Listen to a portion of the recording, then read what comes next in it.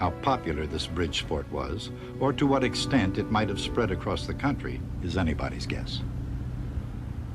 On November 7th, 1940, the winds were relatively moderate, about 40 miles per hour. A new mode appeared. Rather than ripple, the bridge began to twist. A wind of 40 miles per hour is not too strong, but it was strong enough to start the bridge twisting violently. And at 11 a.m., it fell.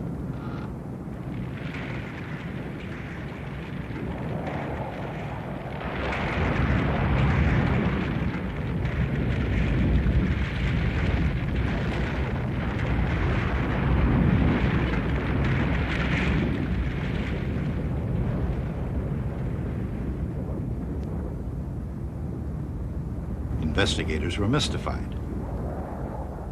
A bridge constructed according to the best engineering standards of the day, perhaps the best bridge in the world. This was not a bridge that was supposed to collapse.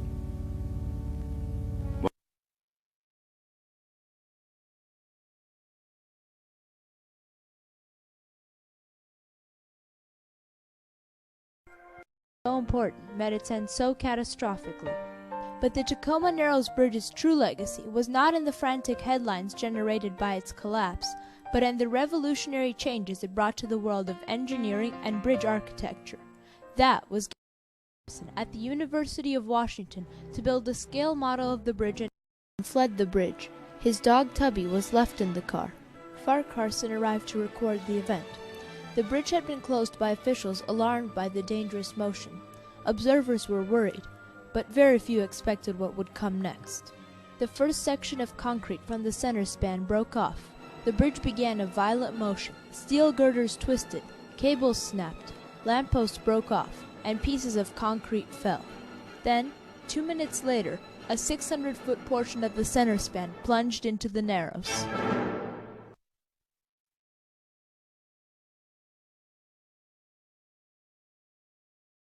Howard Clifford, a newspaper photographer, was one of the last people on the bridge. It was bouncing so that it would go up where I was, and then it would snap down so fast, and I would go drop as fast as that went down. I would be going down. This was coming back up. The solid plate girders on the side caught the wind like sails. The original truss design would have allowed the wind to pass through harmlessly. Also, due to its exceptional width-to-length ratio, the bridge was extremely far and under the bridge. It created prompted. As the wind passed over and under the bridge, it created vortex shedding, where wind eddies formed on the opposite side. These eddies gave small pushes to the structure. Although the force wasn't especially great, the vortices caused the bridge to sway rhythmically. Eventually its motion became self-excited, meaning that it propelled itself.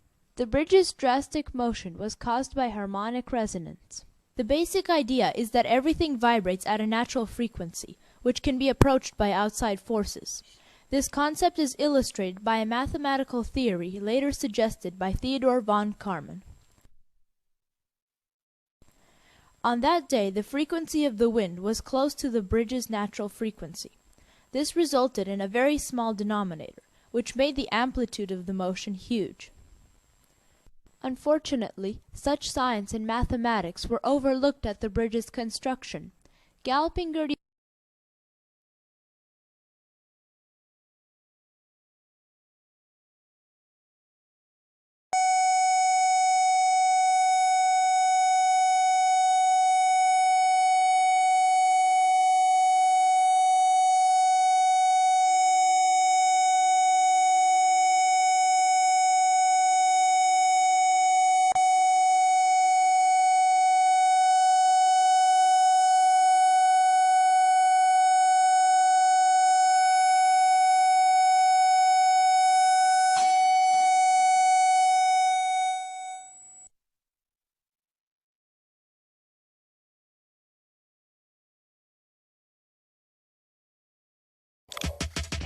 Shockwaves from a punch can do damage to the human body.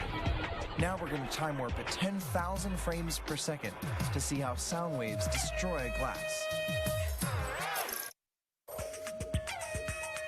Jamie Vendera is famous for using the sound of his voice to destroy wine glasses. They seem to simply explode. But what's happening? I know the sound waves broke the glass, but I couldn't see how. So I'm going to use our slow motion camera to see what we were missing. Instead of singing, I'm going to use a speaker and a tone generator. I have to find the natural vibrating frequency of the glass. I have to match this tone.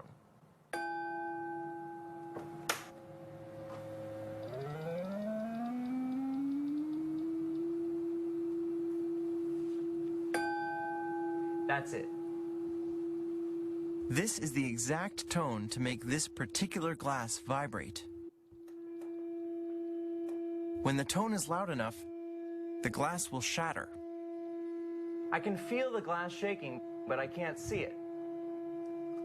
If I add a straw, then it's more obvious. So what's happening here? The straw gets tossed side to side, but I can't see why. Let's record it while I crank the volume.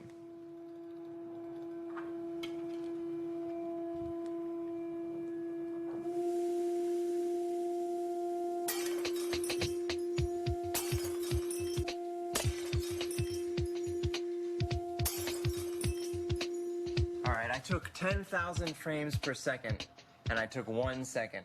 If I were to play back this whole video, it would take 8 minutes to get through. Oh, this is amazing. What felt like the whole goblet vibrating is actually the rim bending back and forth, 337 times a second, the same rate as the sound waves.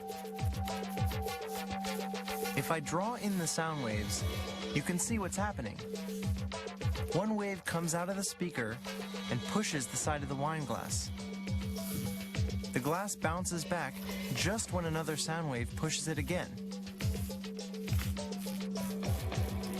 If the timing or frequency of the sound waves is exactly right, the motion will build until the glass breaks.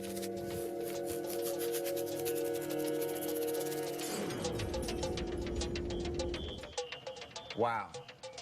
So, as we would expect, the speaker breaks the glass nearest to it.